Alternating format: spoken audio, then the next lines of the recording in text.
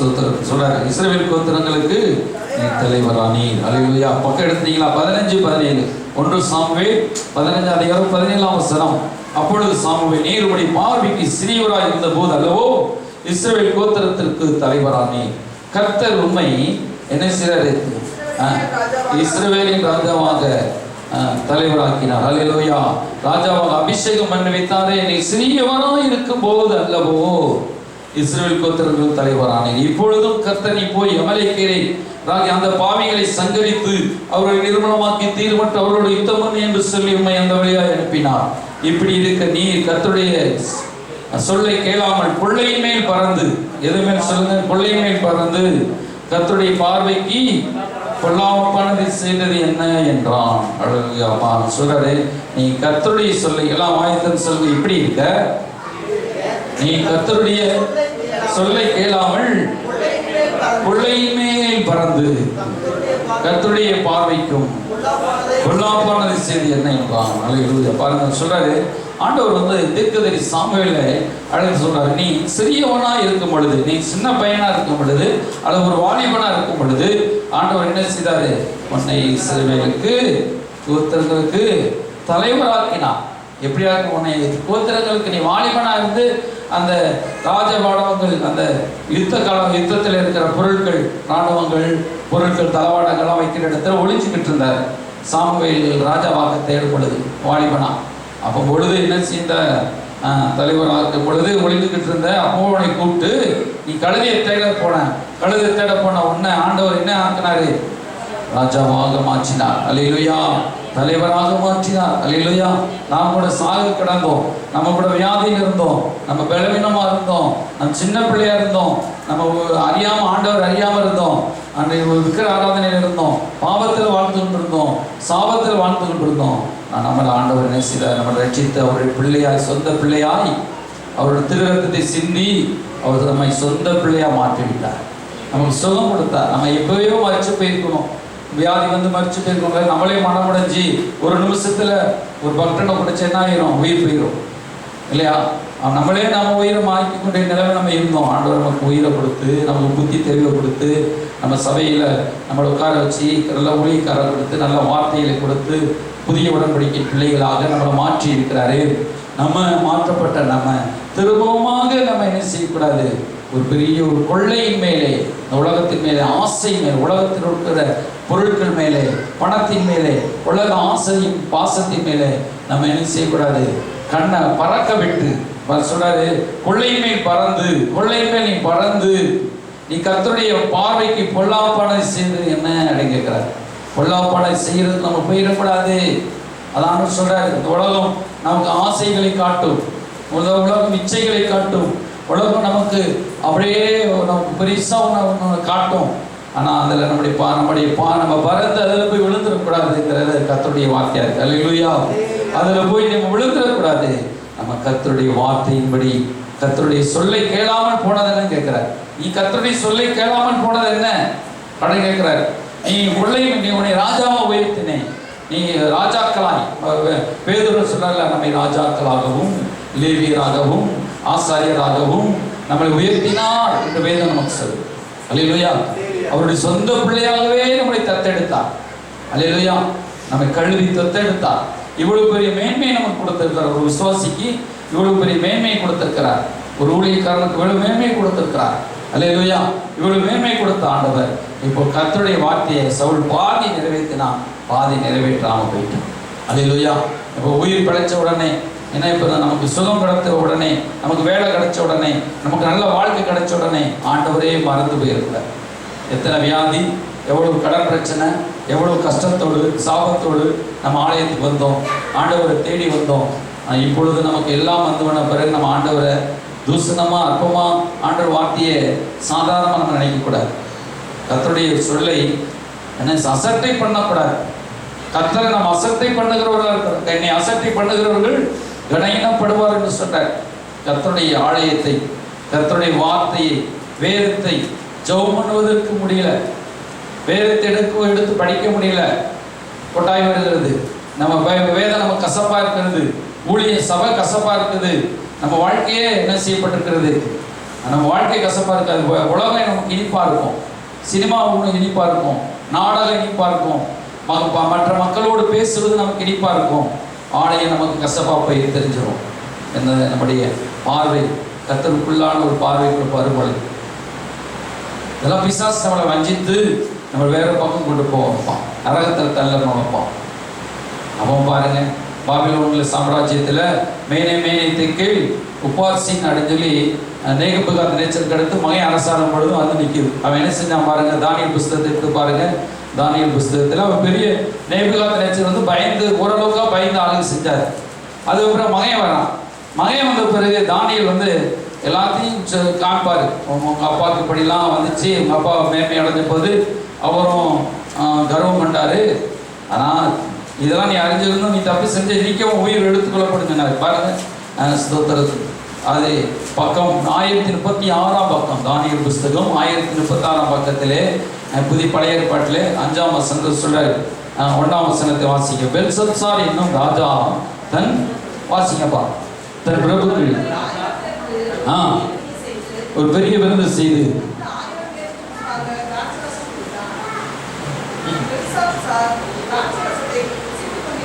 ருசித்துக் கொண்டிருக்கையில்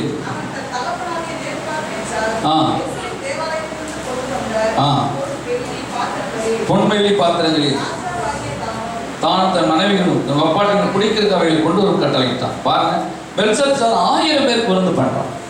1000 பேர் விருந்து பண்ண உடனே பாருங்க, திராட்சரசம் குடிச்சு நல்லா இருக்கும் பொழுது எங்கிருந்து கொண்டு வந்த பாத்திரம், இவருடைய ஆலயத்திலிருந்து கொண்டு வந்த பாத்திரத்தை எடுத்து அவன் விருந்து அவன் சாப்பிட்டுக்கலாம். அப்பொழுது ஒரு கையொறுப்பு தோன்றி அவனுக்கு முன்பதாக இருந்தது. பாருங்க, சுத்த அந்நேரத்தில் 5ஆம் வசனம். மனசு கைவிரல் தோன்றி விலங்குக்கு எதிராக ராஜாரமன் சாந்த புசு எழுதின அந்த கையொறுப்பை கை மட்டும் வந்து எழுது. அது என்ன, அவன் எழுதும் பொழுது அதை அவனால் படிக்க முடியல. ஆனால் எழுதின வார்த்தை தெரியுது, என்ன செய்யுது, வார்த்தை தெரியுது, ஆனால் படிக்க முடியல. அப்போ கேட்குறான். அப்போ தானியேல் வர்றார். தானியேல் வந்து சொல்கிறார், 25ஆம் வசனம். எழுதப்பட்ட எழுத்து என்னவென்றால் மேனே தெக்கேல் உபாசின் என்பதே. இந்த வசனத்தை அர்த்தம், மேனே என்பது தேவன் உன் ராஜ்யத்தை மற்றிற்று, அதற்கு உண்மை உண்டாக்கி. தெக்கேல் என்பதற்கு தராசு செலுத்தப்பட்டு குறைய காணப்பட்டான். பேரை செல்வம் ராஜ்யம் பேரி இருக்கும், பெருசி இருக்கும்.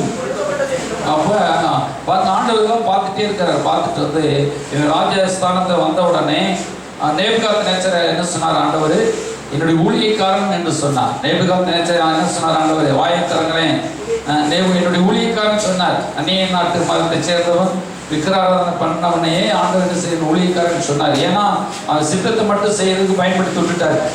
ஆனால் அவனுக்கு நித்திய ஜீவன் உண்டாகுன்னு சொல்ல முடியாது, நமக்கு தான் நித்திய ஜீவன்.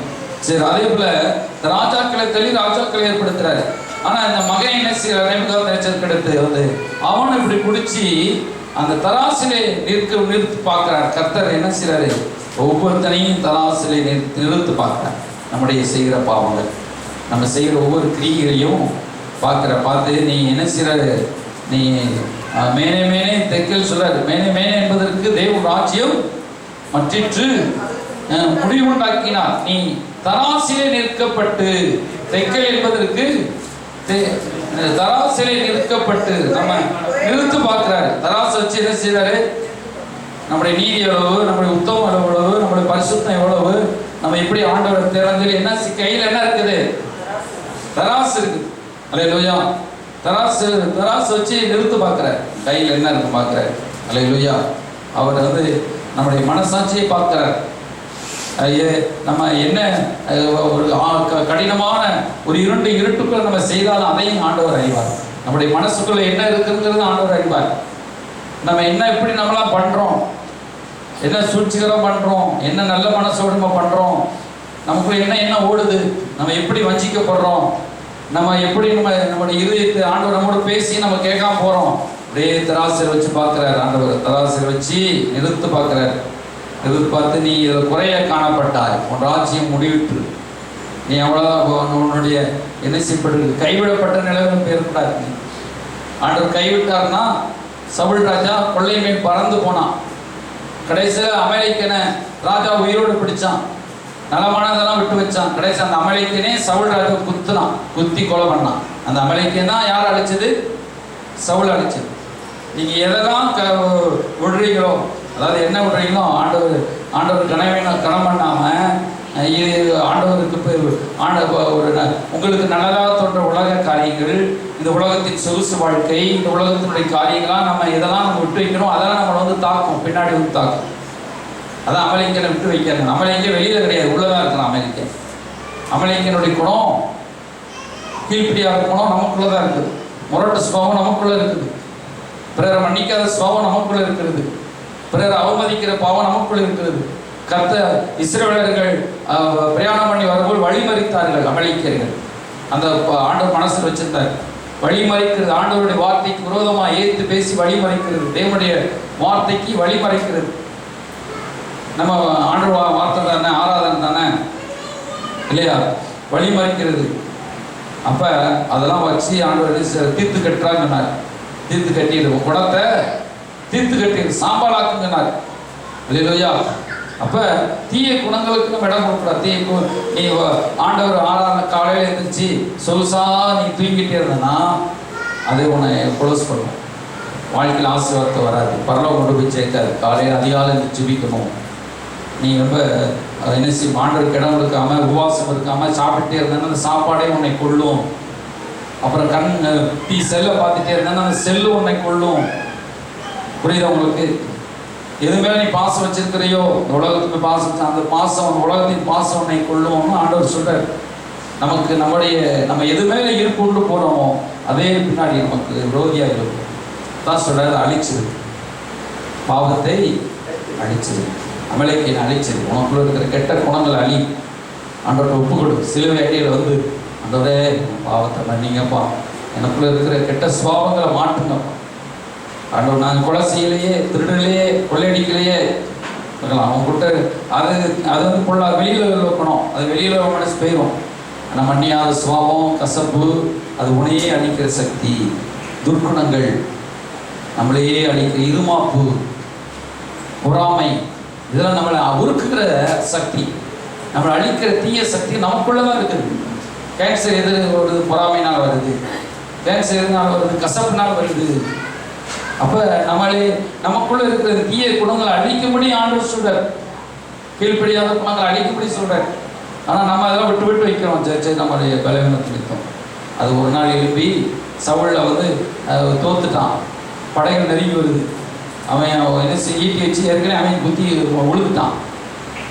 பெலிஸ்தீன்கள் விழக்கூடாது, மீறி உயிர் போராடிக்கிட்டு இருக்கு. அப்போ அமலேக்கியன் அந்த வழியாக போகிறான். அமலேக்கியன் போகும்போது சொல்கிறான், அமலேக்கு நீ யாரும் கேட்க, அமலேக்கு சொல்கிறான், சரி நீயாவது ஒரு என்ன செய்யணும், இன்னைக்கு உயிர் ஊசலாடிக்கிட்டு இருக்குது, உயிர் போக மாட்டுது, முழுவதும் கொண்டு போடு, எனக்கு ரொம்ப வழி தாங்க முடியல அப்படின்னு சொல்கிறான். அப்புறம் அந்த அமலேக்கியன் அவனை கொண்டு போட்டான். பாருங்கள், நம்ம கவனமாக இருக்கணும். ஆண்டவருடைய வார்த்தையில் கர்த்தருக்கு பிரியமாக தேட்டிருக்காரு. அதே போல் இந்த பெல்ஷத்சார் அவன் வந்து கர்த்தர் வந்து அவனை ஒரு ராஜ்யத்தின் மேலே, பாபிலோன் மேலே தலைவராக ராஜா வைக்கிறார். அவன் என்ன செய்யறான், பாபிலோனில் தலைவராக வந்த பிறகு கூட கர்த்தருடைய வார்த்தைக்கு கீழ்ப்படியாம திராட்சரசம் குடிச்சுங்க விருந்து கொண்டாட, அப்படி இப்படி விருந்து, ராஜாக்கள் வந்து விருந்து கொண்டாடணும், கர்த்தர் அனுமதி கொடுக்குறாரு. அது வந்து ஓவரா விருந்து பண்ணான், ஓவரா துளி குதிச்சுட்டு இருந்தான். அதனால் ஆண்டு பார்த்தார், இதோட ராஜ்யம் மாற்றிட்டு மேலே பேசி ராஜாவுக்கு கொடுக்கப்பட்டது. அல்லேலூயா. அதாவது நம்ம கர்த்தர் கவனிச்சுட்டே இருப்பார், கர்த்தர் பார்த்துக்கிட்டே இருப்பார். நம்மளை கூட கவனமாக இருக்கணும். உலகத்தானே நியாயத்திருக்கிறார், உலகத்துடைய அதிபதியே நியாயத்திருக்கிறார். உலகத்தை ராஜாக்களை விட்டு வைக்கலாண்டவர். பாபிலோன் ராஜாவானாலும் விட்டு வைக்க, நேபுகாத்நேச்சரை விட்டு வைக்கல. நேபுகாத்நேச்சர் பெருமை அடைச்சிட்டான். நான் தான் அந்த பாபிலோன் ராஜ்யத்தை கட்டினேன்னு சொன்னான். உடனே அவனுக்கு ஒரு பறவை போல சிறகு முளைச்சி, மாடு போல கை கால்லாம் மாறி, நகமெல்லாம் வளர்ந்து, அப்படியே 7 வருஷம் என்ன செய்யறான், அவன் மாட்டு புள்ள தின்னான். நேபுகாத்நேச்சர் பெரிய உலகத்தில் கிங். அப்போ கர்த்தர் பாருங்க, அந்த நியாயத்துக்கு உடனே ஒரு வச்சார். அதுக்கு முன்னாடியே ஒரு சொல்லியிருப்பார், சொன்னார், தீர்க்கதரிசனம் சொன்னார், கேட்கலாவே சொல்லியும், தானியேல் வந்து விளக்கம் சொல்லியும் கேட்காம திரும்ப அவனுக்கு அப்படியே சம்பவிச்சு. கொடுமை என்ன கொடுமைனா, அதே பாருங்க, அந்த அதிகாரத்தை எடுத்து பாருங்க, இந்த கொடுமையை பாருங்க. இந்த கொடுமை 4ஆம் அதிகாரம், தானியேல் 4ஆம் அதிகாரத்தில் பாருங்க. தம்பி கொஞ்சம் அந்த கேமரா கொஞ்சம் பின்னாடி போடுவோம். ராஜாவாகிய நேபுகாத்நேச்சர் பூமி எங்கும் குடியிருக்க சகல ஜனத்தாருக்கும் ஜாதியாருக்கும் பாசைக்காருக்கு எழுதுகிறது என்னவென்றால் உங்களுக்கு சமாதானம் பெருக கிடவது. சொல்றார், அவர் சொல்றார், நான் நேபுகாத்நேச்சரை நான் எழுதுகிறதாவது பாரு. 4 வசனம் 4 தானியேல் 4:4 சொல்றார், நேபுகாத்நேச்சராகிய நான் என் வீட்டில் சௌந்தரியம் உள்ளவனாய் இருந்து வாழ்ந்து கொண்டிருந்தேன், நான் சொப்பனத்தை கண்டேன் சொல்றாரு. பாருங்க, நான் வாழ்ந்தேன், நான் சொல்லி அவரே எழுதுறார், நான் எழுதுறேன். இன்னொரு இடத்துல நானே எழுதுகிறதாவது அப்படின்னு சொல்லி கீழே எழுதுறவர் பாருங்க. ஸ்தோத்திரத்துக்கு அப்ப கடைசி வசனத்தில் கூட எழுதப்பட்டிருக்கும். சரி, 37 வசனம் சொல்றாரு, ஆகையால் நேபுகாத்நேச்சராகிய நான் பரலோகத்தின் ராஜா புகழ்ந்து உயர்த்தி மையப்படுத்தி அவருடைய கிரியைகளெல்லாம் தாழ்த்த ஆகும் என்று எழுதினான். அவன் எழுதி வச்சான். அப்ப ஸ்தோத்திரம். அப்ப சொல்றாரு, நான் நேபுகாத்நேச்சராகிய நான் என் வீட்டில் சவுக்கியமுள்ளவனாய் இருந்தேன், அரண்மனை வாழ்ந்து கொண்டிருந்தேன், அப்போ ஒரு சொப்பனம் பார்த்தேன் அப்படின்னு சொல்றான். என்ன பார்க்கிறாரு? திடீர்னு அவங்க சொப்பனத்தில் ஒரு கடவுள் வெளிப்படுத்துவார், மகனே நீ என்ன செய்யற, இப்படி தப்பு செய்யற அப்படின்னா. நான் ஒரு 4 மணிக்கு மேலே தூங்கிட்டேன்னா எனக்கு கண்ட சொப்பனமாக வரும். அப்புறம் என்ன ஒரு என்ன செய்யணும், பழைய வேலைக்கு போகிற மாதிரி, அப்புறம் ஏதாவது ஒரு காரியம் நடக்கிற மாதிரி, அப்புறம் நம்ம புரிஞ்சுக்கிறேன், நம்ம இன்னைக்கு எதுனே செய்யல, நம்ம ஜோம் பண்ண விட்டுட்டோம், பிசாசு நம்மளோட போராட வருமானம் உடனே நம்ம இது ஜோம் பண்ணோம். அல்லேலூயா. அப்போ சொல்றாரு பாருங்க, சொல்றாரு, நான் ஒரு சொப்பனம் கண்டேன் சொல்றாரு. ஆனால் ஒரு பெரிய ஒரு மரம் இருக்குது, அந்த ஆலமரத்தை போல பெரிய ஒரு மரம், விரிச்சம்னா மரம் வளர்ந்து பெருகிருச்சு, அதில் பறவைகள் விலங்குகள் மரம் மற்றும் எல்லாமே வந்து தங்கிச்சு. ஆனால் திடீர்னு வானத்திலிருந்து ஒரு தேவதூதனும் வந்து நம்ம இந்த மரம் வெட்டப்பட வந்து வெட்டி போட்டாங்க. வெட்டி போட்டால் அது அடிமரம் மட்டும் இருக்குது. என்ன மரம் மட்டும் இருக்குது? மாயத்தை சொல்லுங்களேன். அடிமரம் மட்டும் இருக்குது. உம்மன் இருந்தீங்கன்னா எப்படி வசனத்தை படிப்பீங்க? இல்லையா இல்லையா? சொத்துறது வேலைக்கு போட்டு ஓடி வேலைக்கு போகிறீங்க, அப்புறம் வெளியில் சைக்கிளில் வேகமாக போகிறோம், காரில் போகிறோம், பைக்கில் போகிறோம், கொஞ்சம் சொன்னால் தான் வசனம் உங்களுக்கு மண்டையிலேயே இல்லையா? வசனத்தை நான் கற்றுக்கணும். அப்போ அவன் சொல்கிறான், வெட்டப்படணும்னு சொன்ன உடனே வானத்திலிருந்து ஒரு என்ன செய்யப்படுது, வெட்டப்படுகிறது பாருங்க. ஸ்தோத்திரம். 14 உரத்த சத்தமிட்டு 4:14 அவன் உரத்த சத்தமிட்டு இந்த விருட்சத்தை வெட்டி தரித்து போடுங்கள், இதன் இலைகள் உதிர்ந்து கனிகள் சிதறடிங்கள், மரம் மிருகங்களும் பட்சிகளும் போய்விடட்டும்.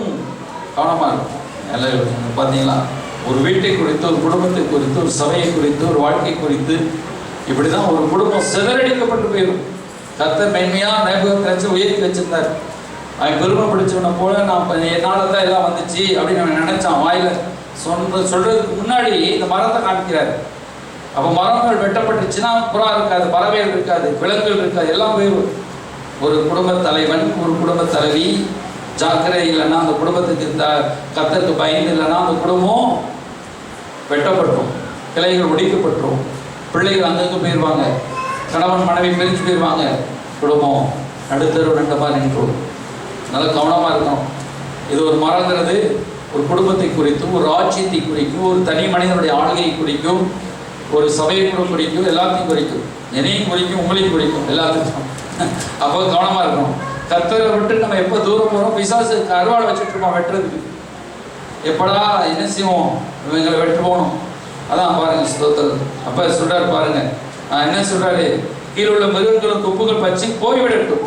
15 சொல்றாரு, ஆனாலும் அது பேர்களாகிய அடிமரம் இருக்கட்டும், இரும்பும் வெண்கலமான விலங்கிடப்பட்டு பசுமுறையை தங்கி ஆயத்து பணியில் நினைவதாக சொல்றாரு. அந்த இதை என்ன செய்யணும், அந்த வேறு அந்த அடிமரம் ஆகாயத்து மிருகங்களோடு பூமியிலே பூண்டிலே அவனுக்கு பங்கு இருந்து கடவுள்னு சொல்றாரு. யாரோட? பூமியிலே. அப்ப ஸ்தோத்திரம். அவன் எப்படி இருக்கணும்? 7 காலங்கள் கடந்து போகணும். 7 காலம் 7 வருஷம். 17 சொல்ற, உன்னதமானவர் மனுஷருடைய ராஜ்யத்தை ஆளுகை செய்து தமக்கு சித்தமானவனுக்கு அதை கொடுத்து மனுஷரை தாழ்ந்தவனையும் அதன் மேல் அதிகாரியாக்குகிறார் என்று நரஜீவன் அறியும்படிக்கு காவலாளரின் தீர்ப்பினால் இந்த காரியம் பரிசுத்தவான்களின் மொழியினால் இந்த விசாரணையும் தீர்மானிக்கப்பட்டது என்றார். அல்லேலூயா. எங்க தீர்மானிக்கப்பட்டது? பாபிலோன்ல தீர்மானிக்கப்பட்டது. பாபிலோன்ல கையில் எடுக்கிறார், சீயோனை மட்டும் அவர் கையில் எடுக்கல. பாபிலோன்லயும் எங்க அரசு. பாபிலோன் அருவருப்புகளின் தாய். பாவத்தின் உச்சக்கட்ட வீடு. நம்ம வெளிப்படுத்த விசேஷம் ஆண்டவரால வெறுக்கப்பட்ட ஒரு இடம் பாபிலோன். ஆனா அங்கேயே ஆண்டவர் என்ன செய்றாரு? அங்க ஆளுகை செய்கிறார். ராஜாக்களை தள்ளி ராஜாக்களை ஏற்படுத்துகிறார். அப்ப அவர் பிரியமான சபை, நம்முடைய குடும்பம்லாம் அவருக்கு எம்மாத்திரம் ஆளுகை செய்ய மாட்டாரா? அங்க நேபுகாத்நேச்சரை தள்ளி மகனை கொண்டு வர்றாரு, மகனையும் தள்ளிறாரு. நேபுகாத்நேச்சர் அவர் வயசு பற்றி இறந்துறாரு. அவர் ஆண்டவரை நம்பிட்டார்.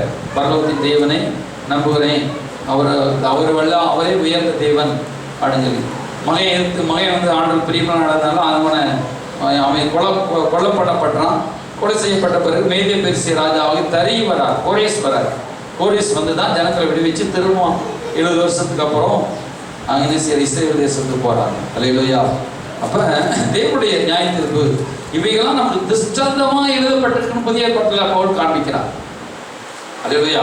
புதிய ஏற்பாட்டில் நம்ம இப்போ மேன்மை உள்ள ஒரு சத்தியத்துக்கு வந்துட்டோம்.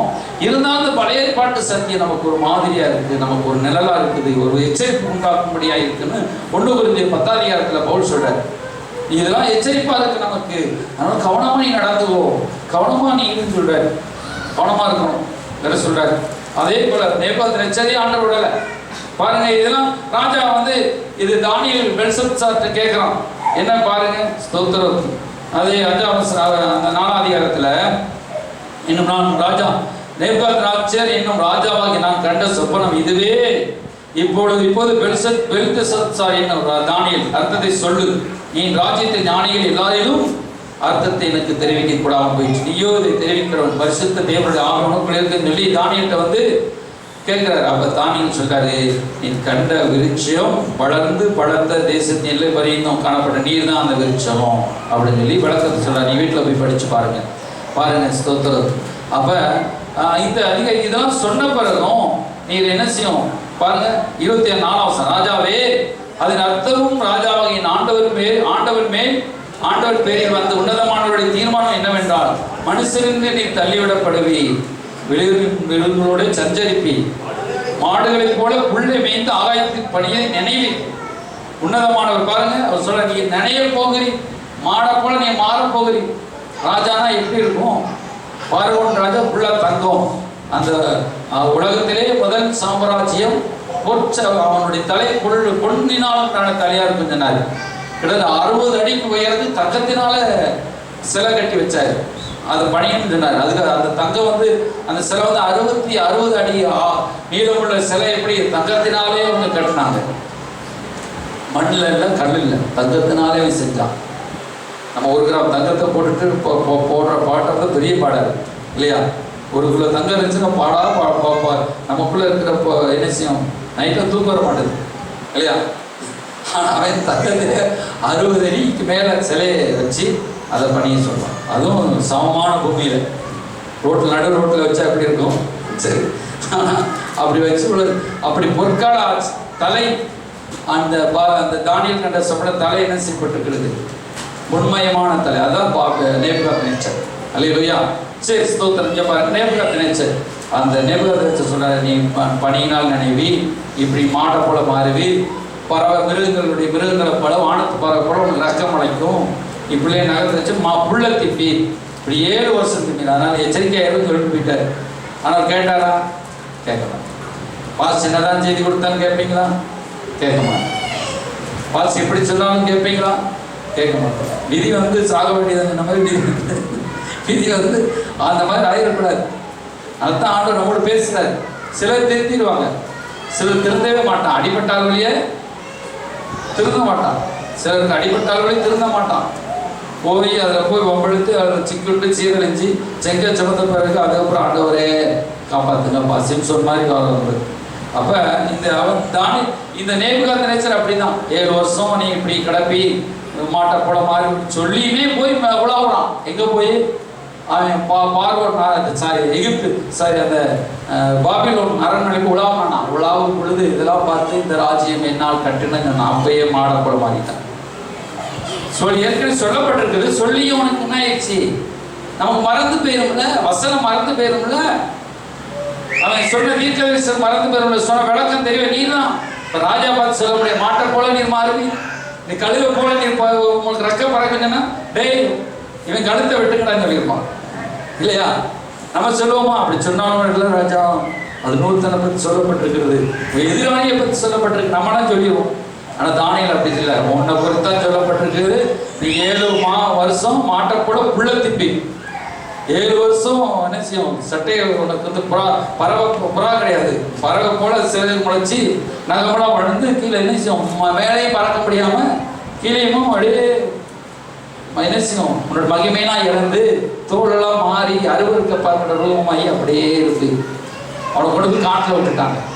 மிருகங்களோடு செஞ்சிருப்பி, கழுதியோடு நீ மேய்வி சொல்லிட்டாங்க. இப்படி ஒரு பெரிய ராஜ்யம், அவனை கண்டாவே உலகமும் நடுங்கும். நேபுகாத்நேச்சர் கண்டா பெரிய சாம்ராஜ்யம். அந்த ராஜ்யத்தை பார்த்துட்டு அவனை பார்த்து தானியேல் சொல்ல முடியுமா? சொன்னாலே நீ ஏதோ மனசை வச்சு நேதாண்டா சொன்ன தீர்ப்பு கட்டிருப்பான். ஆனாலும் தைரியமாக சொல்லணும். இங்கே கவனமாக இருங்க, இங்கே கவனமாக இருங்க, அந்த கொஞ்சம் பிள்ளை இருக்கும். அப்போ ஏன்னா இந்த காரியங்கள் பாருங்க, அந்த சொல்லியும் அவன் வந்து கேட்குறான். தைரியமாக தானியேல் சொல்கிறார், இப்படிலாம் நடக்க போகுது பாருங்க, சொல்கிறார் பாருங்க. நான் சொல்கிறேன், நீங்கள் பண்ண மாட்டாடுற 4ஆம் அதிகாரத்தில், ஆனாலும் விருட்சத்தின் பேர்கள் ஆகிய அடிமரம் 26 வசனம், தலையில இருக்கட்டும் என்று சொல்லப்பட்ட என்னவென்றா, நீர் பரம அதிகாரத்தை அறிந்த பின் ராஜ்யமுக்கு திரும்ப நிலை நிற்கும். அந்த அடிமரங்கிறது உண்மை திரும்பமா உமக்கு ராஜ்யம் திரும்ப வரும். ஆகியால் ராஜாவே, நான் சொல்லும் ஆலோசனை நீர் அங்கீகரித்துக் கொண்டு நீதியை செய்து பாவங்களையும் சிறுமையானவர்களை இறக்கி அக்கிரமங்களையும் அகற்றிவிடும்.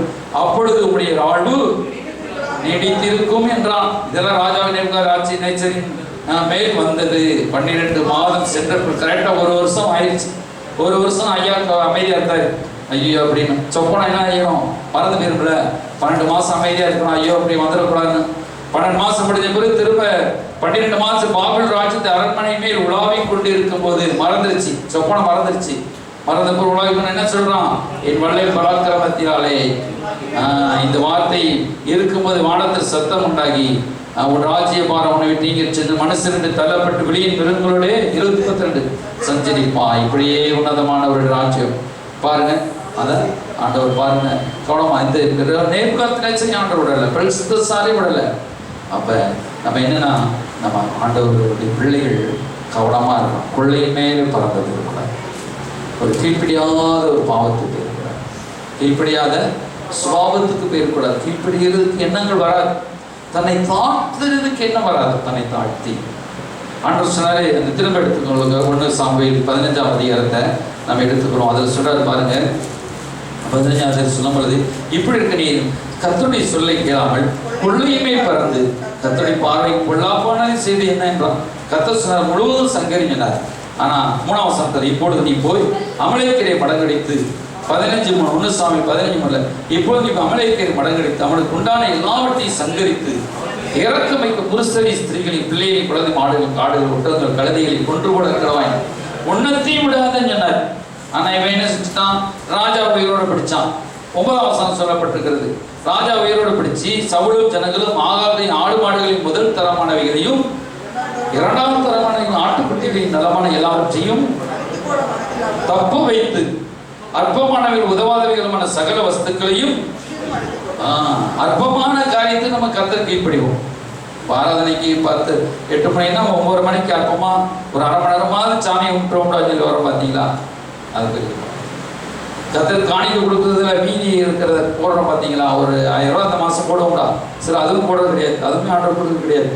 எதுவும் மீதி இருக்கிற 500 ரூபா ஒரு இன்னைக்கு சாப்பிட்டது போக அப்படி மீதியை கர்த்தர் கொடுப்போம் பார்த்தீங்களா. அது கனவீனம் பண்ணுறோம், கனவீனம் பண்ணுறோம். கர்த்தருக்கு இழிவானதை போடுறோம். நம்ம காணிக்கை கொடுக்கும்போது எப்படி போடுறோம், இழிவானதை போடுறோம். இழிவானதை நம்ம போடுறோம் இல்லையா, இழிவானதை போடுவோம். அப்படியே தூக்கி மடித்து கர்த்தருடைய வார்த்தை கேட்போம், அதான் ஒரு இழிவானது. கர்த்தருடைய வார்த்தை தாகத்தோடு கூட, பரிசுத்த ஆவியானவரே வெளியே வர ஆர்மையா தாகத்தோடு கூட முதலிடம் கொடுத்து அதிகாலையில் சீக்கிரமாக எழுந்து தாகத்தோடு கர்த்தரை துதிச்சு பாடி கர்த்தரை ஆர்வத்தோடு முதல் தரமான ரசம் கர்த்தருக்கு மகிமையா. முதலாவது தேவனுடைய ராஜ்யத்தை நீதியும் தேடுங்கள், அப்பொழுது வேறெல்லாம் உங்களுக்கு கூடுதலாக கொடுக்கப்படும். முதலாவது தேவனுடைய ராஜ்யத்துக்கு அவரை தேடி வரும். 1ஆம் தேதி ஆராதனை நம்ம 5 மணிக்கு வரதுக்கு வலிக்குது உங்களுக்கு. அதுக்குள்ள 5 மணிக்கு வேலைக்கு போங்கன்னா எத்தனை பேர் ஓடி போவீங்க, ஒரு 500 ரூபா கொடுக்கணும், 1000 ரூபா ஓடுவீங்க, நைட்லாம் வேலை வைப்பீங்க. 5 மணிக்கு முதல் தரம் ஆண்டவருக்கு கொடுக்கக்கூடிய ஆத்மா ஆவியை கொடுத்தோம்னா அதை இழிவானதை கொடுக்கும் பொழுது கர்த்தரங்க பட்டயம் வருது.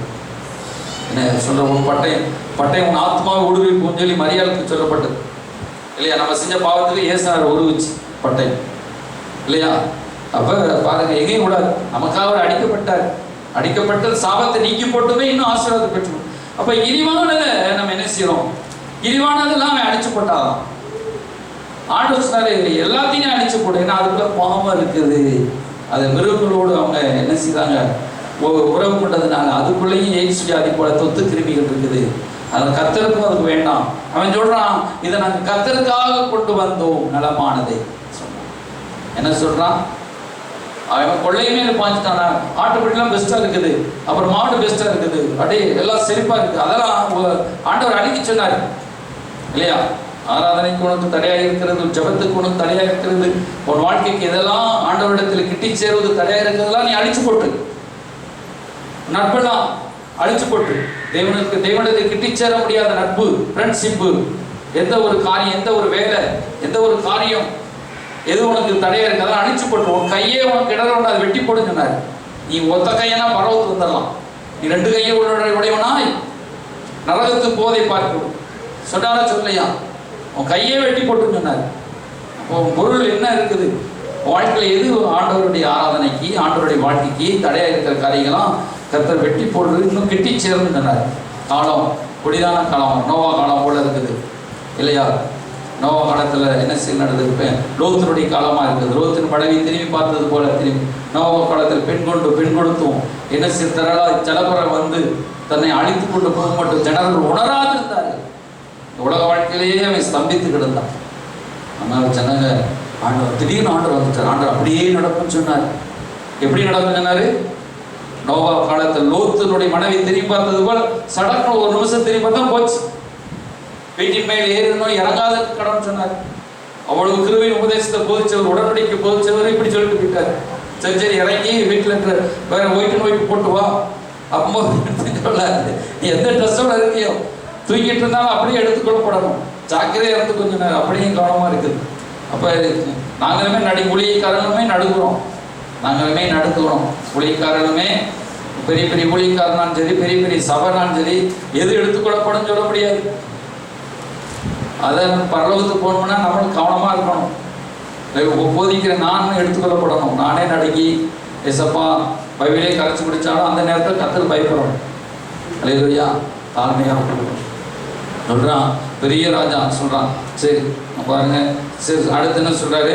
நான் சொல்கிறான், நான் கர்த்தருக்கு என்ன செய்ய வந்தேன்? வஸ்துக்கள் அழித்து போனாங்க, என்ன செய்யப்பட்டிருக்கிறது? அது கர்த்தருக்கு பலியில் இருக்கு. 21 வசனம், ஜனகுலோமுடைய தேவனாகிய கர்த்தருக்கு கீழ்காலையிலே படிக்கிறதுக்காக கொள்ளையிலே சாபத்தின் ஆடுமாடு பிரதானமானவர்கள் பிடித்து கொண்டு வந்தார். 21 சொல்றான். என்ன சொல்றான்? பிரதானமானவர்கள். நம்ம சொல்றோம் ஆண்டவரை ஊழியத்துக்கு, சிலர் நம்ம சொல்றோம் ஆண்டவர் ஊழியத்துக்கு தான் தேவை, ஊழியத்துக்கு ஆண்டவருக்கு தேவை அப்படின்னு நம்ம சொல்றோம். ஆண்டவர் சொல்றாரு எல்லாம் தேவைதான்பா, ஆனா முதல் தேவை என்ன தேவை? சோதரி 21 கர்த்தர், அதுக்கு சாமுவேல், கர்த்தருடைய சத்தத்துக்கு கீழ்ப்படிகிறதை பார்க்கிலும் சர்வாங்க தகனங்கள் பலிகளும் கர்த்தருக்கு பிரியமா இருக்குமோ பழியை பார்க்க கீழ்ப்படுது ஆட்டுக்களாக நினைத்தி பார்க்கிறோம் செவி கொடுத்ததுமே உத்தமம் சொல்றாரு. அவர் என்ன சொல்றாரு? செவி கொடுக்கறதாம உத்தமம் சொல்றாரு. நீ கீழ்ப்படுகிறதா முக்கியம் கர்த்தருடைய சத்தத்துக்கு. சர்வாங்க தகன பலி, உபவாசம், காணிக்கை, ஊழியம், அர்ப்பணிப்பு எல்லாம் என்கிட்ட இருக்குது. இருந்தாலும் கீழ்ப்படிது ரொம்ப முக்கியம். சர்ச்சைக்கு வர்றது ரொம்ப முக்கியம்தான். உபவாசம் இருக்கிறது முக்கியம்தான். அப்போ ஆண்டவர் காணிக்கை கொடுக்கறது முக்கியம்தான். ஆனால் கீழ்ப்படிதலும் அதோட முக்கியம். கீழ்ப்படுகிறதை பார்க்கிலும் அதில் உத்தமமானது என்ன கேட்கிறார்? கீழ்ப்படுகிறதை பார்க்கிலும் நீ எல்லாம் செய்யலாம், சத்தத்துக்கு கீழ்ப்படியணும்னு சொல்ற. தேவனுடைய வார்த்தைக்கு நான் ஓடி மூலியம் செய்யலாங்க. நான் உபவாசம் இருக்கலாம், 40 நாள் உபவாசம் இருக்கலாங்க. நான் ஆண்டவருக்கு அள்ளி பணத்தை கொடுக்கலாங்க. ஆனால் அதனால பரவத்துக்கு போக முடியுமா? நான் சத்தத்துக்கு கீழ்ப்படியணும். அவருடைய சத்தத்துக்கு 40 நாள் உபவாசம் இருந்துட்டு பரவத்துக்கு போக முடியுமா? நான் கோடி ரூபா கர்த்தர் காணி கொடுத்தா பரவத்துக்கு போக முடியுமா? இல்லை ஊர்களெல்லாம் நான் ஆதாயம் பண்ணி 1000 பேர் ஆதாயம் பண்ணி 1000 பேர் சர்ச்சை நடத்தான் பரவத்துக்கு போக முடியுமா? கேரண்டி பாஸ்டர் பால் சாமையில் 1000 பேரை ஞானஸ்தானம் கொடுத்து விட்டார், அதனால பரலோகம் உறுதிங்க பயில போட்டிருக்கா. நீ 10 பேர் ஆயத்தம் பண்ணவையோ 1000 பேர் ஆயத்தம் பண்ணவையோ ஒழுங்கா இருந்தேன்னா கீழ்ப்படிந்தனா தான் பரலோகத்துக்கு போவேன். அல்லேலூயா. என்னையும் காத்துக்கொள்ளணும். 1000 பேர் அதே மாதிரி நான் பரலோகத்துக்கு போவோம். புரியுதா உங்களுக்கு? கர்த்தருடைய அதை ஏமாந்து போயிடக்கூடாது. வஞ்சிக்கிற ஆவிக்கு ஊழியனே இடம் கொடுத்துருவான், விசுவாசி இடம் கொடுத்துருவான். உலகத்தை வஞ்சிக்கிற ஆவிக்கு இடம் கொடுக்க மாட்டான். ஏன்னா அவன் போற இடம் இங்க போறது அவனுக்கு அது தெரியாது. அவன் உள்ளதானே கலக்கிறான். ஆனா நீ அழைக்கப்பட்ட, நீ அபிஷேகிக்கப்பட்டவன். அல்லேலூயா. அப்ப அது வஞ்சிக்கிற ஆவிகள் ஆண்டவருக்கு சொல்லி போப்பார் விட்டு கொடுத்துருவார். ஒன்றும் செய்யப்பட அமையப்படுவார். அது இருக்கு. அதனால ரொம்ப ஊழியர்களாகிய நாங்கள் உங்களை கவனமாக நாங்களுமே கவனமாக இருக்கணும். உங்களுக்காக சொல்லித்தரோம். எங்களுக்கு ரொம்ப கவனமாக இருக்கணும். அல்லேலூயா. சரி, ஸ்தோத்திரம். அப்போ பாருங்க சொல்றாரு, கீழ்ப்படுகிறது சர்வாங்க கேள்வி இருக்குமோ, அப்புறம் ஆட்டுக்கடாக்களை நடத்தி பார்க்கலாம், செவி கொடுத்தலும் உத்தமம் சொல்றாரு. நீங்க மத்தேயு புஸ்தகத்துல சொல்றாரு, என் நாடுகள் பின் சொல்லும் போது என்னென்ன ஆசீர்வாதம். யோவான் 10:27 சொல்றாரு பாருங்க. யோவான் 10 செவி கொடுத்தலே உத்தமம் சொல்றாரு. ஆட்டுக்கடாக்கள் என்னது? நல்ல கொடுப்புள்ள சாப்பாடு. என் ஆடுகளின் சத்தத்துக்கு செவி கொடுக்கணும்னு சொல்றாரு. என்ன ஆடுகள்? என் ஆடு அவருடைய ஆடா நம்ம இருக்கணும்னு சொல்றாரு. ஆடு பின் செல்லும் சொல்றாரு பாருங்க. யோவான் 10:27 அது வாசிப்பா, சீக்கிரம் வாசிக்கணும். அவைகள் அறிந்திருக்கிறேன், அவைகள் எனக்கு பின் செல்லுகிறது. ஒரு மேய்ப்பனுக்கு பின்னே ஆடு செல்லும். அல்லேலூயா. இயேசுவுக்கு பின் செல்லணும், நம்ம பின்பற்றி போகணும். ஆண்டவர் என்ன பேசுறாரு, ஆண்டவர் என்ன வார்த்தை கொடுக்குறாரு, ஆண்டோட சத்தம் என்ன, ஆண்டோட ஜபத்தில் என்ன குரல் கேட்குது, மனசு ஆண்டோட சமூகத்தில் அதிக நேரம் காத்திருக்கும் பொழுது ஆண்டவர் சொல்றாரு, சத்தத்துக்கு செவி கொடுங்க. அல்லேலூயா. அவைகள் அந்நியனுக்கு செவி கொடுக்காது, அந்நியனுக்கு செவி கொடாது. அதே பாருங்க யோவான் 10 சொல்லும் பொழுது சொல்றாரு, 3ஆம் வசனம், வாசலை காக்கிறவனுக்கு திறந்த ஆடுகளின் சத்தத்துக்கு செவி கொடு. அவன் தன்னுடைய ஆடுகளை பேர் சொல்லி கூப்பிட்டு அவைகளை வெளியே நடத்தி கொண்டு போகிறான். அவன் தன்னுடைய ஆடுகளை வெளியிட்ட பின் ஆடுகள் அவைகளுக்கு முன்பாக நடந்து போகிறான். ஆடுகளின் சத்தத்தை அறிந்திருக்கிறபடியால் அவனுக்கு பின் சத்தத்தை அறிந்திருக்கிறபடியால் அவன் சத்தத்தை அறிந்திருக்கிறபடியால் தேவனுடைய சத்தத்தை அறிஞ்சிருக்கணும். தேவனுடைய சத்தம் எது, பிசாசுடைய சத்தம் எது? ஏவாள் பிசாசுடைய சத்தத்தையும் கேட்டான், ஆண்டவருடைய சத்தத்தையும் கேட்டான். ஆனா பிசாசு பேசும்போது பிசாசு தான் பேசுறான், சத்தத்தை அறிய முடியல அவளால. அதனால ஏமாந்து போனா. அவள் என்ன செய்யப்பட்டிருக்கிறது, சபிக்கப்பட்ட ஒரு சாபத்தை கொண்டு வந்துட்டான் ஏவாள் 2 சத்தத்தையும் கேட்டா. ஆனா நிதானிக்க முடியல, பகுத்தறியக்கூடிய ஞானம் எல்லாம் போயிடுச்சு. இங்க என்ன சொல்றாரு பாருங்க, 5ஆம் வசனம், அந்நியனுடைய சத்தத்தை அறியாதபடியால் அவைகள் அந்நியனுக்கு பின் செல்லாமல் அவனை விட்டோடி போகிற இந்த ஆடு பகுத்தறியக்கூடிய ஆடு. சத்தத்தை தெளிவா, அந்நியனுடைய சத்தத்தை அது என்ன செய்ய அறியாதபடி, அது அறியவே இல்லைன்னு சொல்லுது. ஆண்டவர் சொல்றாரு, என் ஆடுகள் என் சத்தத்தை மட்டும் கேட்குது. அடுத்த வேற மாதிரி பேசும் பொழுது, அடுத்த வேற மாதிரி நம்மளை பிசாசு தடை கொடுக்கும் பொழுது அந்த சத்தத்தை செவி கொடுக்காது, சத்தத்தை கேட்குது. அல்லேலூயா. தேவ சத்தத்தை கேட்கிறாள். அல்லேலூயா. சரி பாருங்க, நம்ம இந்த யூடியூப் எடுக்கிறோம், மற்ற செய்தி கேட்கிறோம், எல்லா சத்தத்தையும் செவி கொடுக்கறதுக்கிட்டே போகக்கூடாது. நல்ல தேவனுடைய வார்த்தைகள் வேதாகமத்தில் சொல்லப்பட்ட நம்ம ஜீவனுக்கு உட்படுத்துகிற வார்த்தைகளுக்கு நம்ம செவி கொடுக்கணும். எல்லா செய்தியும் கேட்டுட்டு எல்லாரும் சொல்லுவாங்க, நாளைக்கு திடீர்னு செழிப்பு உபதேசம் சொல்லுவாங்க, சிலர் என்ன செய்வாங்க நடத்துகிற மாதிரி சொல்லுவாங்க, சிலர் பாடுகள் சொல்லுவாங்க, சிலர் அப்படி. நம்ம கிறிஸ்துவனுடைய புதிய உடன்படிக்கை சத்தியத்தை எடுக்கிறோம், தெய்வம் கொடுக்குற என்ன செய்வோம் பழைய ஏற்பாடு சத்தியத்தை எடுக்கிறோம். நமக்கு எல்லாத்தையும் சரிசமமாக ஆண்டவருக்குள்ள கொண்டு போகிறோம். ஒரு அழியில சொல்லுயா, நம்ம தேவன் நல்ல மேய்ப்பர் இயேசுவின் பின்னே நம்ம போகிறோம். அல்லையில செழிப்பை கண்டு நம்ம அங்கிட்டு போகிறது கிடையாது, பாடுகளே இல்லைன்னு சொல்லி அங்கிட்டு விழுந்துட போயிட கிடையாது.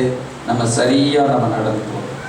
அல்லையா, நம்முடைய மேய்ப்பர் சரியாக நம்ம நடத்தி கொண்டு போவோம். அல்லையா, நல்ல மேய்ப்பர் நமக்கு இருக்கு. அல்லையா. சரி, ஸ்தோத்திரம். பாருங்க, கடைசி யோவான் 10:28 சொல்றாரு, நான் அவைகளுக்கு நித்திய ஜீவனை கொடுக்கிறேன், அவைகள் ஒரு காலம் ஒருவனும் அவைகளை கையில் இருந்து நித்திய ஜீவனை கொடுக்குற சேஃப்டி. ஆண்டவர் சொல்றாரு, நீ சத்து பின் செல்லும் பொழுது, இப்போ மெய்ப்பன் முன்னே போகிறார், இயேசு முன்னே போகிறாரு, பின்னாடி நம்ம போகும் பொழுது என்ன செய்யுதுன்னா அவர் பாதுகாப்பு கிடைக்கும். அல்லையா. இப்போ ஒரு இடத்துக்கு ஒரு திருடைங்க இருக்கிற வீட்டுக்கு அல்லது ஒரு விலங்குகள் இருக்கிற வீட்டுக்கு போகும்போது ஆட்டுக்குட்டி போய் சின்ன ஆட்டுக்குட்டியை சிங்கம் பிடிச்சு போயிடும். அதே மெய்ப்பன் போகிறார், மெய்ப்பன் போய் அந்த பாதையெல்லாம் தட்டி கழிக்கிறார். என்ன சிங்கம் இருக்குது, கரடி இருக்கு, எல்லாத்தையும் அடித்து விரட்டுறாரு இல்லையா. இப்போ ஒரு காட்டு வழியே போறீங்க, போடா பிள்ளைய நீங்க அனுப்புவீங்களா? பிள்ளைய அனுப்பட்டீங்க, தகப்பன் தான் போவார். ஒரு குச்சி கையில் வச்சுட்டு பாம்பு வந்துடக்கூடாது, எந்த தீமையான மிருகம் வந்துடக்கூடாது, விஷப்பூச்சி வந்துடக்கூடாதுன்னு தகப்பன் போய் தான் விலைக்கு விட்டு பின்னாடி பிள்ளைங்க வருவாங்க இல்லையா? இல்லையா? சில பிள்ளைகள் முன்னாடி போறேன்ப்பா, நீங்க பின்னாடி வந்துட்டே இருக்கீங்கப்பா, போங்கப்பா, நீங்க மெதுவாக நடக்குது, முன்னாடி ஓடுங்க. அந்த பிள்ளைகளுக்கு ஆபத்து இருக்குது. விஷப்பூச்சி பாம்பு மறைச்சு கிடக்கும், உள்ள பூச்சிகள் உள்ள கிடக்கும், மிருகங்கள் இருக்கும் இல்லையா? அப்ப அதனால தான் ஆண்டவர் சொல்றாரு, பின்னே வா, என் பின்னே வா, வசனத்தை படிவா, பின்னே வா, உனக்கு சேஃப்டி. நமக்கு சொல்ற சேஃப்டி. அவைகள் கையிலிருந்து பறித்து கொள்ள முடியாது, எதிர்த்து வர்றதுதான் மிருகம் இல்லையா? இப்போ பாதையெல்லாம் கிளியர் பண்ணிட்டார், அவர் நடந்து போகும்போது எல்லாம் கிளியர் ஆகும். அவர் பின்னே போயிட்டு போகும்போது பறிச்சுட்டு போக முடியாது. வசனத்தை பின்னே போகப்படுது. ஒரு மெய்ப்பர் பின்னே, ஒரு சபையின் பின்னே, கொடுத்த ஊழியக்காரன் பின்னே உங்களுக்கு பிசாசு பறிச்சுட்டு போக முடியாது. பிசாசு ஆசை காட்டுமா தூரத்தில் இருந்து. சொல்றாரு, நித்திய ஜீவனை கொடுக்குன்னு சொல்றாரு. என் கையிலிருந்து பறித்து கொள்ள முடியாது சொல்றாரு. என்ன சொல்றாரு? என்னை கொடுத்த பிதா என்னிலும் பெரியவராக இருக்கிறார். அது பிதாவின் கையில் இருக்கிறோம், இயேசு கையில மட்டும் கிடையாது. வசனம் சொல்லப்பட்டிருக்கு பாருங்க. ஒருவன் அவைகளை கையிலிருந்து பறித்துக் கொள்வதும் இல்லை. 29, அவைகள் எனக்கு தந்தை பிதா எல்லாரிலும் அவைகளின் பிதாவின் கையிலிருந்து பிதாவின் கையிலும் பறித்துக் கொள்ள முடியாது. நம்ம பின்னே சத்தம் கேட்கும் பொழுது, செவி கொடுக்கும் பொழுது இவைகளாம் நன்மைக்கு. அதான் சொல்றாரு, நீ உன்னுடைய ஆட்டுக்கடால் நினைவு முதல் நிறுத்து. எனக்கு உன்னுடைய என்ன துதி பலி, நன்றி பலி, ஸ்தோத்திர பலி இருக்கட்டும். கீழ்ப்படி, செவி கொடு. அல்லேலூயா. ஆட்டுக்கடாக்களை நினைத்து பார்க்கலும் அப்படின்னு சொல்லி கொண்டு வரான். அவன் என்ன லட்சணத்தில் கொண்டு வரான்னு ஆண்டவர் தெரிஞ்சிருக்கு. சொல்றாரு, நீ முரட்டாட்டம் பண்றதும் இரண்டாகம் பண்றதும் பில்லிசுனிய பாவத்துக்கும் முரட்டாட்டம் பண்ணுகிறதும் அவபக்திக்கும் விக்கிராராதனைக்கு சரியா இருக்கு சொல்றாரு. இரண்டாகம் பண்ணுதல் அந்த ரெண்டாகம் பண்ணுவோம் பார்த்தீங்களா? மாமியார் மருமக சண்டையில் மாமியார் பாடி திருக்கி பேசுவான். கீழே கிடையாது, இல்லை, இந்த திருக்கி பேசுவான். மருமக அதோட திருக்கி பேசுவான். இரண்டாகம் பண்ணி, நீ இப்படி வெட்டி வைக்கிற, நான் இப்படி வெட்டி வைக்கிறது. அதே போல சபைக்குள்ள ரெண்டாகம் பண்ணுகிற கேஸ்டாக இருக்கக்கூடாது. சொல்றேன், இப்போ நானுமே ஆண்டோ நான் அப்படி செய்யறேன்ப்பா, ஆண்டோ நான் அங்கே ஊழியத்துக்கு போறேன்ப்பா, அங்கே ஊழியத்துக்கு போனால் ஒரு 1000 ரூபா காணி கொடுப்பாங்க, இங்கே ஊழியத்துக்கு போனால் ஒன்றும் கிடைக்காது. ஆண்டோ நான் அது ஊழியம் நான் அங்கே போறேன். இப்போ என்னைய சொல்றேன், உங்களை சொன்னா தானே நீங்க தப்பா நான் என்னைய குத்துறாரு நினைப்பீங்க. நான் என்னைய குத்திக்கிறேன், புரியுதா? ஒரு இடத்துல 1000 ரூபா காணி கொடுக்குறோம்னு வச்சுக்கிடுவோம். ஒரு இடத்துல காணிக்கு ஒரு 50 ரூபா தான் காணி கொடுப்பாங்க. ஆண்டு சொல்ல, நீ 50 ரூபா கொடுக்குற காணிக்கை கொடுத்து போ, இல்லை காணிக்கை கொடுக்காத இருக்கும் சொல்ல. நான் சொல்றேன், எல்லாம் ஒரே 1000 ரூபாய்க்கு ஒரு சர்ச்சைக்கு ஏதாவது வாங்கிக்கலாம், ஏதோ ஒன்று பொருள் சர்ச்சைக்கு வாங்கி போட்டுக்கிடுவேன். ரெண்டகம் பண்றது, ரெண்டகம் பண்றது. ஆண்டவர் நீ ஆலயத்தை சீக்கிரம் போன்னு சொல்லுவார், ஜோமன்னு சொல்லுவார். இல்லை ஜோமன் இது செஞ்சுட்டு ஜோம் பண்ணுறேன், அதை செஞ்சுட்டு ஜோம் பண்ணுறேன், அதை வாங்கிட்டு வந்துடுறேன், நான் வேலைக்கு போகிறேன், அங்கே போகிறேன். நான் முதல்ல ஆண்டோடைய ஆலயத்தில் உட்காது, ஆண்டோட வசனத்தை படி, ஜோம் பண்ணு, கத்தரை தேடு. முதலாவது அவருக்கு கொடு. இல்லை நான் அதை செஞ்சுட்டு வரேன், இதை செஞ்சுட்டு வரேன், இப்படி பண்ணுறேன், அப்படி பண்ணுறேன். இந்த ரெண்டகம் போடுற வேலையெல்லாம் வச்சுக்கிட்டு இருந்தால் உனக்கு ரெண்டகம் பண்ணுவார் ஆண்டவர்.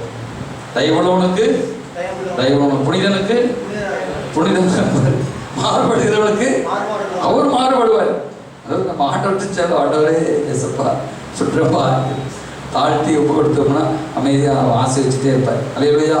அவர்கிட்ட எதுவுமே நம்ம பண்ண முடியாது. நம்முடைய ஐடியா, நம்முடைய மைண்ட் இல்லைன்னா நமக்கு வேலை வாக்காது. அவர்கிட்ட மைண்ட் வேலை வாக்காது. ஒரு திட்டம் போட்டேன்னா செல்லுபடி ஆகாது, கீழே போயிடுவேன். மனசை கொடுக்கும் ஆண்டவரே, மனசை கொடுக்கும். சொல்லுங்க சொல்லுங்க, என் மனசை கொடுக்கும். மைண்ட் இல்லை, மனசை கொடுக்கும். நீங்கள் மைண்டில் திட்டம் போட்டீங்கன்னா திட்டம் போட்டுகிட்டே இருக்க வேண்டியதான் மைண்ட் படி. அப்போ மனசில் தான் இருக்குது. ஆண்டவர் மனசை பார்க்குறாரு. இல்லையா? என் மனசு சொல்கிறாரு, இரண்டகம் பண்ணுகிற பில்லிசனியை பார்த்து கொண்டு வர்றாரு. இவன் பில்லிசனியை பார்த்தான். பில்லிசனியை பார்க்கறோன்னா மாதிரி முதல் பில்லிசனியை பார்க்காம இருந்தார். அதே எடுத்து பாருங்க, 1 சாமுவேல் புஸ்தகம் 25ஆம் அதிகாரம் நினைக்கிறேன். அதில் சொல்லப்படுது, அவன் கடைசியில் பில்லிசனியை பார்க்குறவனாவே மாறிட்டான் இந்த சவுல். 28ஆம் அதிகாரம் 1 சாமுவேல் 28:7-8 பாருங்க. பில்லிசனியை காரியை தேடி போறான் பாருங்க. கடைசி சமயம் இரண்டகம் பண்ணதுனால அவனுக்கு அந்த பாவம் தொடர்ந்து பிடிச்சிச்சு பாருங்க. ஊழியக்காரர் நோக்கி அஞ்சனம் பார்க்கிற ஸ்திரியை தேடுங்கள். முதல் அவன் அழிச்சான் பில்லிசனிய பாவத்தான். முதல் அவன் நல்ல விசுவாசியா இருந்து, நல்ல ஊழியக்காரனா இருந்து, நல்ல ராஜாவா இருந்து அழிச்சான். இப்ப தேடுறான், ஸ்திரீ எங்க, அஞ்சனம் பார்க்கிற ஸ்திரீ எங்க அப்படின்னு பாருங்க. 8ஆம் வசனத்துல சொல்லப்பட்டிருக்கிறது. குறி சொல்லி நான் உன்னிடத்தில் சொல்லுகிறவனை எழுப்பி வர செய்வாயான்னு கேட்கலாம். உடனே அதுக்கு இந்த ஸ்திரீ சொல்றான், சவுல் அஞ்சனம் பார்க்கிறவர்கள் குறி சொல்லுவரின் தேசத்தை இராதபடி நிர்மூலமாக்கின செய்தியை நீர் அறிவீரே அப்படின்னு அவன்கிட்டே சொல்றான். அப்ப சொல்றான், நான் தான் சவுல் சொல்லி அப்ப சொல்றான், நீ சவுல். அப்ப அவளே சொல்றான், சவுல் ராஜா இப்படி செஞ்சாரு. அந்த ராஜாவே வந்து என்ன செய்யறாரு, கடைசி குறி கேட்கிறாரு. அதனாலே அவர் என்ன செஞ்சிட்டாரு, செத்து போயிட்டார். இன்னொரு பைபிள் வசனத்தை சொல்லப்பட்டிருக்கும், சாமுவேல் இது சவுல் இப்படி செஞ்சதுனாலேயே அஞ்சனம் பார்க்கிறவர்களையும் குறி சொல்லுகிறவரை தேடி போனார். அப்ப இரண்டகம் பண்ணுகிற ஒரு காரியம் தேவனுக்கு, இரண்டகம் பண்ணுகிற காரியம் ஆண்டவருடைய பிள்ளைகளுக்கு வேண்டாம். இரண்டகம் பண்றது வேண்டாம், ஏமாற்று வேலை வேண்டாம். ஆண்டவருடைய சமூகத்தில் ஏமாற்று வேலையோ ஆண்டவருடைய திருக்கி குறிகிற வேலையோ வேண்டாம். கடவுள்கிட்ட வரும்பொழுது திறந்த மனசா வாங்க. எல்லாரையும் தான் சொல்றேன், என்னையும் பார்த்து சொல்றேன். கடவுள்கிட்ட வரும்போது எப்படி வரணும், திறந்த மனசா வாங்க. ஆண்டவரே என் பாவத்தை மன்னிங்கப்பா, இந்த பாவத்தை செஞ்சுட்டு மன்னிங்கப்பான்னு சொன்னா மன்னிச்சிருவாரு. அல்லேலூயா. எந்த ஒரு காணிக்கை கொடுக்குற காரியத்தினாலும் சரி, ஆண்டவருக்கு ஏதோ ஒரு காரியத்தை செய்யறதுனாலும் சரி, ரெண்டகம் பண்ணாதீங்க. கர்த்தருக்கு உங்களை தாழ்த்தி அப்படி அர்ப்பணித்து பேசுங்க. நம்ம வீட்டில் நம்ம பேசுவோம், சில வெளியில் பேசுவோம். சரி, வெளியில் நீங்கள் வியாபாரத்துலையோ வேலைக்கு போகிற இடத்துலையோ பள்ளிக்கூடத்துக்கு போகிற ஃப்ரெண்ட்ஸ் உலகத்திட்ட நீங்கள் ஞானமாக நடந்துக்கணும்னு சொல்லிட்டாரு. ஆனால் சபையில் வந்து அதே என்ன பாம்பை போல வினாவுள்ளவர்களாக இருக்காதீங்கன்னு சொல்லிட்டாரு. வெளியில் நீங்கள் பாம்பை போல வினாவுள்ளவர்களாக இருங்க, சபைக்கு வந்தா நீ திறந்த மனசாவா. அல்லேலூயா. அவன்கிட்ட 500 ரூபா காணிக்கிறாங்க, 10 ரூபா காணிக்கிறான் எடுத்து வச்சு அதே ஆசீர்வதிப்பார். அதே நேரத்தில் உனக்கு ஆசீர்வாதம் வரும்போது கூட போகணும், அதையும் நான் ஆசீர்வதிப்பார். அல்லேலூயா. தேவன் வந்து அது ஆண்டவருடைய காரியத்தை பார்த்துக் கொள்வார். அல்லேலூயா. நீங்கள் எல்லாத்தையும் போட்டு யோசித்தீங்கன்னா ஒன்றுமே செய்ய முடியாது. ஒன்றுமே நீங்கள் வாழ்க்கை வாழ முடியாது. நீங்கள் எதுவுமே செய்ய முடியாது. நம்ம கடவுளுடைய காரியத்தில் நம்ம ஒப்பு கொடுக்குறோம், கடவுளுக்கு நம்ம காணிக்கை அள்ளி கொடுத்தா பாஸ்டர்ஸ்லாம் கெட்டு போயிடும் அப்படி நினைக்கூட, ஊழியம் இதாயிருமோ அப்படி ஆயிரும். நம்ம கடவுளின் ஆசையை நான் ஆண்டவருக்கு அள்ளி கொடுப்பேன். ஊழியக்காரங்க நல்லா இருக்கணும், சபை நல்லா இருக்கணும், எல்லாருக்கும் வச்சு ஏழை ஜனங்க நல்லா இருக்கணும், என்னை உயர்த்துமையாக ஜோம் பண்ணுவோம். ஆனால் ஆசீர்வாதம் பேர் மறந்துடுவோம். இரண்டகம் மணி இருக்கு அப்படி இருக்கக்கூடாது. நம்ம சர்ச்சுக்கு வரும்போது பாவம் செஞ்சுட்டு வந்திருப்போம். அம்மா அப்பாட்ட பேசும்போது இரண்டகம் இல்லாமல் பேசுறது. அம்மா அப்பாட்ட பேசும்போது, அது மனைவிட்டு பேசும்போது, கணவர்கிட்ட பேசும்போது ரெண்டகம் பண்ணாமல் பேசணும். மாற்றி மாற்றி பேசுறது, கணவர்கிட்டையே மனைவிட்ட மாற்றி மாற்றி பேசுறது, சர்ச்சு பாஸ்டர்கிட்ட மாற்றி மாற்றி பேசுறது, பாஸ்டர் விசுவாசத்தை மாற்றி மாற்றி பேசுறது, இப்படியே பண்ணுறது நல்லா இருக்காது. அது வந்து பாவம். கடவுள்கிட்டையும் அதே மாறிடுவோம். நீங்கள் வேலை வெளியில் நீங்கள் பேசுங்க, வெளியில் உலகத்தில் போகிறீங்க, அது ஞானம் இல்லாமல் அதுக்கு அங்கே பாவம் செய்யுங்கன்னு சொல்லலை, அங்கே ஞானமாக பேசிக்கோங்க. ஆனால் கணவன்கிட்டையோ மனைவிட்டையோ பாஸ்டர்கிட்டையோ சபைகிட்டையோ தாய் தகப்பன்கிட்டையோ சொந்த பிள்ளைகள்கிட்டையோ நம்ம பேசணும். அவன் அதுக்கு மேலே போவான். அப்போ பிள்ளைசனியை பார்த்துட்டு அந்த மாறிடும். அப்போ என்ன சொல்கிறார், கடைசியாக என்ன சொல்கிறாரு, பிள்ளை விற்கிற எதுக்கு பொருளாசைனா ஏற்படுவது. அது 1 சாமுவேல் 15 முடிக்கிறேன், முடிச்சிடறேன். அது சொல்கிறார் பாருங்க, சோதரது நீ கர்த்தருடைய அவபக்திக்கும் முரட்டாட்டம் பண்ணதில் அவபக்திக்கும் விக்கிர ஆராதனைக்கும் சரியாகி போகுது. பாவத்தி பிள்ளைசனியை முரட்டாட்டம் பண்ணதல் அவபக்திக்கும் முரட்டாட்டம் பண்றது. நம்ம இந்த காரியத்தை சாதிக்கிறது முரட்டாட்டமா நம்ம சாதிப்போம். ஒரு காரியத்தை எடுத்துட்டா பாருங்க, எனக்கு அந்த ஐஸ்கிரீம் வேணா, அந்த சட்டை வேணா, அந்த சட்டையில நான் இப்படின்னா இப்படியே இருப்போம். அது வந்து எதை குறிக்கிறது, விக்கிர ஆராதனைக்கு நான் மாற மாட்டேங்கிறது. இல்லையா? அதுக்காக உங்களுடைய ஒரு ஸ்டைலில் நீங்கள் விடாதீங்க, மற்ற ஸ்டைலில் நீங்கள் நில்லுங்க. ஆனால் ஆண்டவர்கிட்ட வர பொழுதுகளை தாழ்த்தி முரட்டாட்டம் பண்ணாமல், ஆண்டவரே ஒப்பு கொடுக்குறேன், என் பாவத்தை மன்னிங்கப்பா. தனி செவ்வாறையில் போகும்போது முரட்டாட்டம் பண்ணாமல் இந்த காரியத்தை நான் விட்டு கொடுக்குறேன்ப்பா, இந்த காரியத்தில் என்னை விட்டு கொடுக்குறேன் ஆண்டவரே, இந்த குறையிருந்தா மன்னிங்கப்பா. அப்புறம் என்ன செய்கிறோம், அடுத்து என்ன சொல்கிறாரு, முரட்டாட்டம், அடுத்து அவபக்தி. அவபக்தியாக நடக்குது. அவபக்தி, நம்ம அவபக்தி என்னது, பக்தியாக இருக்கிறதுல அவபக்தியாக இருக்குது. ஆண்டவர் சமூகத்தை நம்ம அசட்டை பண்ணுகிற காரியம். ஜெபிக்காமல், ஒரு நாள் முழுவதும் ஜெபிக்காமல், 2 நாள் ஜெபிக்காமல், 3 நாள் ஜெபிக்காமல், பைபிள் படிக்காமல் இப்படியே வர பார்த்தீங்கன்னா அது எதுக்கு சமானம், திரும்ப விக்கிர ஆராதனை பண்ணுறாருன்னு சொல்கிறார். எத்தனை விசுவாசிங்க ஒரு பெரிய தாமசியாக இருக்கிறார். காலையில் ஞாயிற்றுக்கிழமை பைபிள் எடுத்த பைபிள் அடுத்த ஞாயிற்றுக்கிழமை எடுக்கிற எத்தனை விசுவாசி இருக்கிறீங்க கேட்கிறார். 1/2 மணி நேரம் கூட ஜெபம் பண்ணாமல் போறையே, அது விக்கிர ஆராதனைக்கு சரின்னு சொல்கிறார். நீ கோயிலுக்கு போடுறா, இது விக்கிர கோயில் போட்டாலும் விக்கிர ஆராதனை பண்ணுற, டெய்லி ஒரு அரை மணி நேரம் ஜெபிக்கலைன்னா நீ விக்கிர ஆராதனை உள்ளத்துல ஏதோ ஒன்று பண்ற. டெய்லி நீ பைபிள் படிக்கலைன்னா விக்கிர ஆராதனை ஏதோ பண்றா. இந்த இப்ப வச்ச பைபிள் இப்ப எடுத்து ஜெபம் அடுத்த ஞாயிற்றுக்கிழமை வர்றீங்கன்னா விக்கிர ஆராதனை அவபக்தி. கடவுள் வேதமும் இறுதி இருந்தால் தான் வேதத்து பொழுதும் ஆண்டவர் பேசுவார். நேரடியாக வந்து பேச மாட்டார். 40 மாசம் தான் நேரடியாக பேச மாட்டார். அது வந்து பேச வேண்டியதுக்கு பேசுவார். நீங்க கடவுள் வார்த்தை உள்ள இருந்தால் தான் கர்த்தர் பேச புரியும்.